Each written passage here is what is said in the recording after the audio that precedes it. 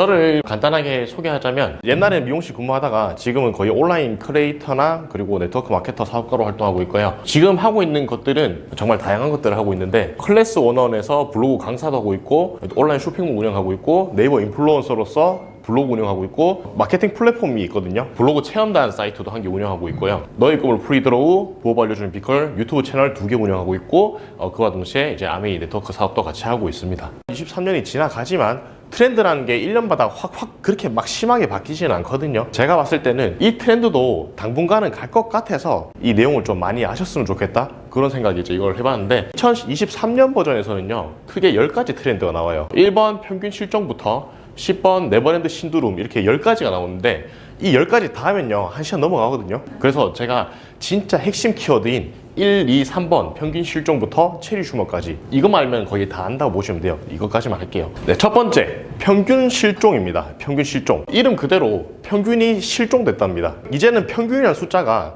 아무 의미가 없다는 거거든요. 왜 평균이라는 게 아무 의미가 없어졌는지 이 세 가지 그래프로 보면요. 첫 번째는 양극화.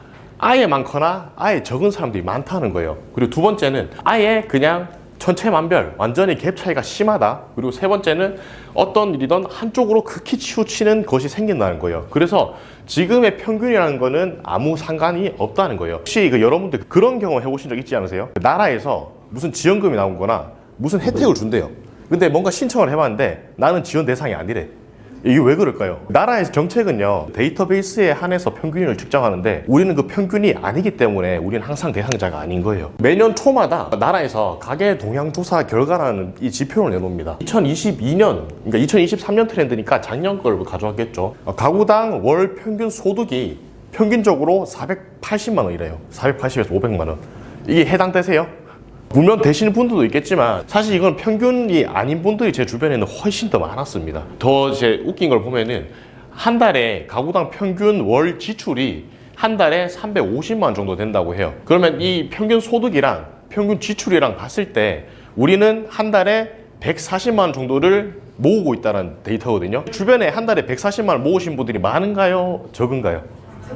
없어요. 거의 없어요. 제가 봤을 때는 한 달에 140만 원 저금하는 사람보다 한 달에 140만 원 이자 내신 분들이 훨씬 많거든요. 나라에서 지급하는 데이터만 봐도 평균이랑은 거리가 많이 멀다라는 거를 이 책에서는 보여주고 있습니다. 트렌드 코리아 1번이 점차 심화되는 양극화거든요.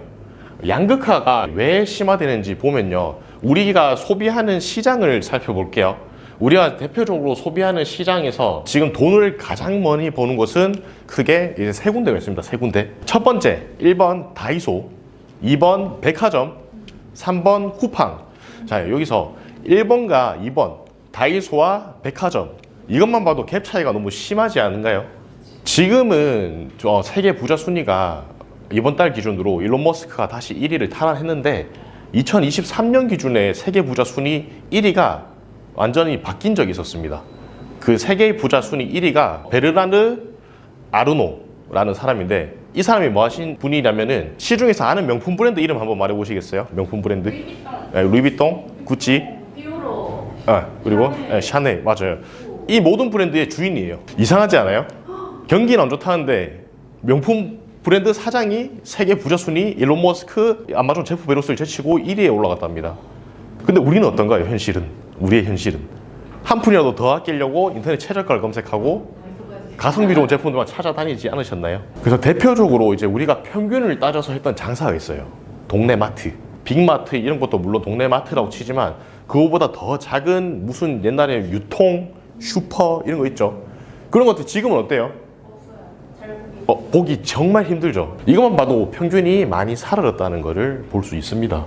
최근에 MZ세대들에게 정말 유행했던 것들이 있거든요.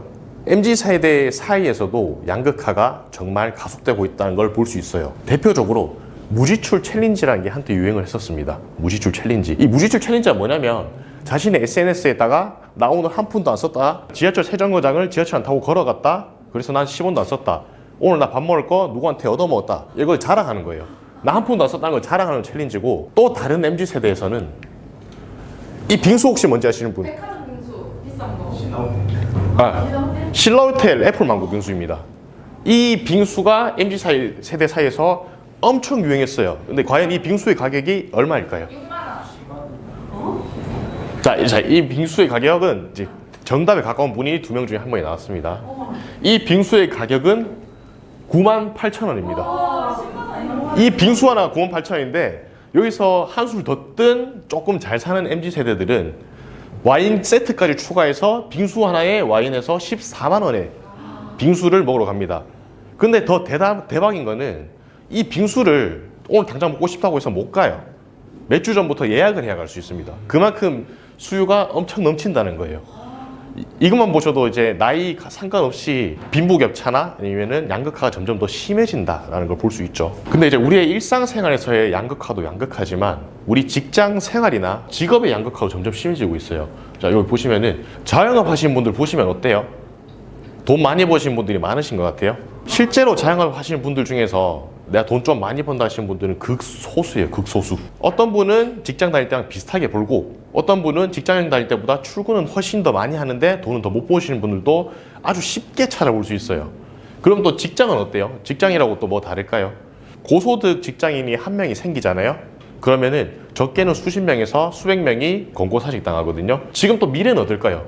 로봇과 AI가 인간의 직업을 대체할 인력들이 점점 되고 있습니다. 그럼 이제 우리의 직장은 더 사라지겠죠. 온라인 쇼핑몰 플랫폼들도 기존에 그 유통하시거나 소매하시는 분들의 파일을 다 잡아먹고 있습니다. 그래서 이제 나온 말이 있어요. 월급만으로는 먹기 살기 힘들어서 직장인 절반이 투잡, 쓰리잡을 하고 있다고 하거든요. 이거 다들 공감하시나요? 네. 투잡을 하시는 분들은 이제는 선택이 아니고 필수라고 할 정도로 정말 많은 사람들이 투잡을 알아보고 있거나 이미 하고 있어요. 즉 평생 직장 대신 엔잡러를 추구하는 대엔잡러 시대가 2023년도 유행했지만 제가 봤을 때는 2024년도 똑같이 계속 엔잡을 찾는 사람들이 많을 거라고 예상되고요. 그래서 이제 이런 책이 5년 전에 나왔는데 지금 봐도 딱 맞아 떨어지는 얘기예요. 평균의 종말. 이 책의 소제목에 보면요. 평균이라는 허상은 어떻게 교육을 속여왔나 라는 뜻이 있는데 보라색 가로친 부분을 보면요. 우리 자신이나 아이들이 남들과 다른 사람으로 분류되면 학교 생활에서 성공할 가망이 없어지고 사다리의 낮은 곳에서 살아갈 운명이 놓일까봐 불안해한다.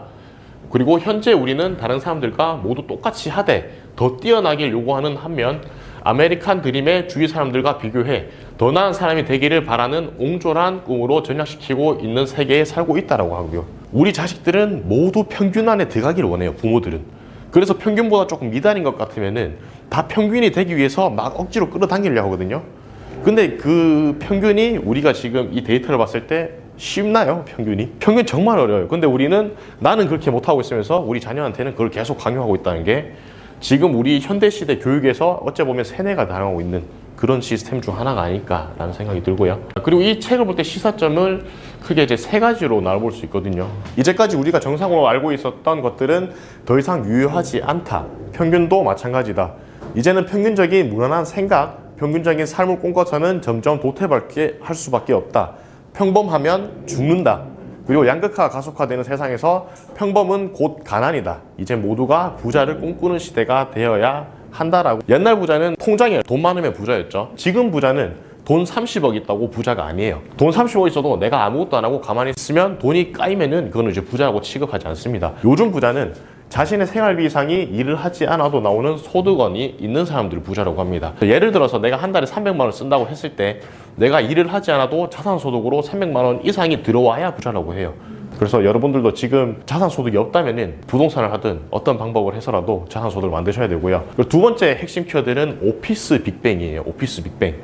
오피스가 영어로 하면 사무실이죠. 빅뱅은 폭발한다 이런 건데 사무실에서 일하는 거를 꺼려하는 사람들이 점점 많아졌다라는 건데 코로나 때 재택근무 하시는 분들 정말 많으셨죠. 재택근무의 맛을 알아버린 흔히 말하는 현대 직장인들이 한때는 사무실로 이제 출근하세요라고 하면은 아 그럼 저 일 안 할래요. 저 퇴사할래요. 라고 하는 분들이 많았어요. 실제로. 요즘은 그나마 코로나 끝내 시대에 적응을 하고 있었지만 한때는 대프리랜서 시대, 대퇴사의 시대가 다가왔다고 말을 하기도 했고요. 혹여나 출근을 한다 하더라도 자기가 받는 만큼 일해요. 정원 회장님 저번 스토리에서는 내가 급여를 비록 남들과 비슷하게 받지만 남들보다 2배, 3배 열심히 일하셨지만 현실적인 요즘 현대인들은 내가 만약에 300만 원 받으면 300만 원치만 일하는 게 대부분이거든요. 오피스 빅뱅이 연쇄적으로 폭발하게 된 이유는 크게 3가지가 있습니다. 첫 번째는 긱 노동의 확대예요. 긱 노동이 뭐냐면은 내가 할 수 있을 때 자유롭게 할 수 있는 프리랜서 같은 일들이 너무 많아졌어요. 옛날에 할 수 있는 프리랜서 직업은 크게 대리운전 아니면 퀵서비스 배달하는 것밖에 없었거든요. 근데 지금은 어때요? 요즘은 개발자도 프리랜서로 하죠. 하다못해 지금 프랜차이즈 약국이 많이 생기면서 약사들도 프리랜서로 뛰면서 하루 3시간 근무하고 몇백만 원 받고, 옛날 사람들은 회사 다닐 때 스트레스 받으면 어때요? 혼자 욕으로 이러면서 막 참았죠. 지금은 회사에서 스트레스를 주잖아요. 바로 직장 옮겨버립니다. 네, 요즘 MZ세대는 바로 옮겨버려요. 옛날 사람들은 한 직장에 오래 있으면 능력이 있는 건데, 요즘은 한 직장에 오래 있으면 능력이 없는 거다. 직장을 자주자주 바꿀 줄 아는 것도 능력이다라고 이렇게 표현이 되기도 합니다. 그리고 세 번째는 슈퍼 프리랜서들이 등장했어요. 슈퍼 프리랜서가 작년보다 20% 연봉 1억 되신 분들이 20%나 증가했어요. 슈퍼 프리랜서 같은 경우에는 제가 하는 네트워크 사업도 되겠지만, 누구나 아는 예시로 들면은 파워블로거, 유튜버들 보면은 연봉 1억 이상 버신 분들 엄청 많죠. 그런 것들을 보고 나도 저거 해보고 싶은데 라고 생각하면서 슈퍼 프리랜서를 꿈꾸면서 직장을 쉽게 그만두는 사람들이 많이 생겼어요. 세 번째 키워드는 체리 슈머입니다. 체리 슈머. 체리 슈머가 뭐냐면은, 혹시 체리 피커 들어보셨어요? 체리 피커가 뭐냐면 케이크에 있는 체리만 골라 먹는 사람들. 이 체리 슈머에다가 컨슈머, 소비자를 합친 거예요. 이거를 다른 말로 하면은 빼먹을 것만 빼먹고 가는 사람들이라고 하죠. 이걸 기업 입장에서 생각한다면은 뭐라 하죠? 악덕 소비자, 진상, 이게 두 가지를 부르죠.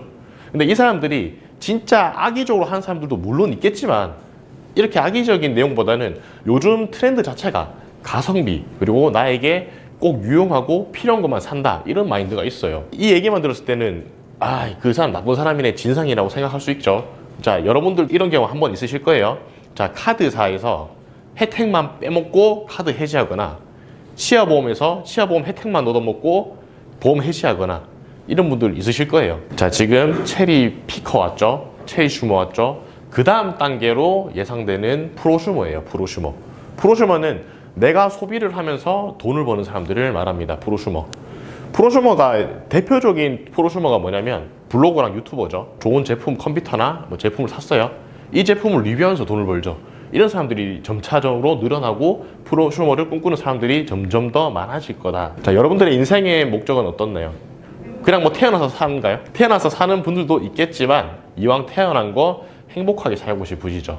행복한 인생을 살기 위해서 반드시 해야 할 4가지가 있습니다. 첫 번째는 인간다운 삶을 넘어 하고 싶은 걸 할 수 있는 경제적 자유가 있으면 너무 좋겠죠. 그리고 두 번째는 원하는 걸 할 수 있고 원하는 곳을 갈 수 있는 건강이 있어야 돼요. 돈 많아도 건강하지 않으면 해외여행 못 갑니다. 그리고 세 번째는 함께 할 수 있고 마음을 나눌 수 있는 친구랑 가족이 있어야 돼요. 일부 부자들은요, 너무 일만 하다 보니까 친구가 없어요. 그런 분들이 정말 많거든요. 그리고 네 번째는 재미있고 보람되게 할 수 있는 일이 필요해요. 내가 정말 즐길 수 있고 재미있게 할 수 있는 일을 할 수 있는 여러분들이 되셔야 행복하실 거예요. 경영학자 피터 드러커가 이런 말을 했었거든요. 격변의 시대에서 가장 위험한 것은 격변이 아니고 지난 사고방식을 버리지 못한다는 것이거든요.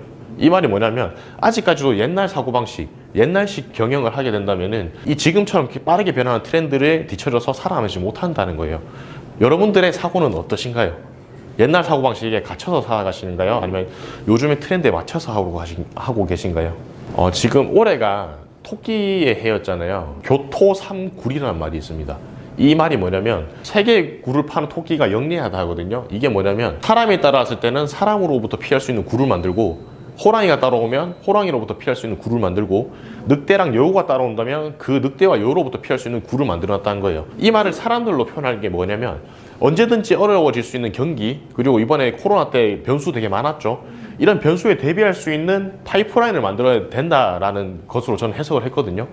여러분들도 이런 교토상굴이 될 수 있는 그런 사람이 되었으면 좋겠고요. 일본의 유명한 의사 오추 슈이치가 쓴 책이 있어요. 1000명이 죽는 걸 보면서 이 사람들에게 죽을 때 후회하는 25가지가 있어요. 이 25가지 중에서 가장 대표적인 4가지가 진짜 하고 싶은 일을 했더라면, 그리고 꿈을 꾸고 이루려고 노력했더라면, 그리고 죽도록 일만 하지 않았더라면, 가고 싶은 곳으로 여행을 떠났더라면, 이런 후회가 가장 많았다고 해요. 자, 여러분들이 지금 하고 있는 일은 과연 내가 원하는 삶으로 갈 수 있는 일이신가요?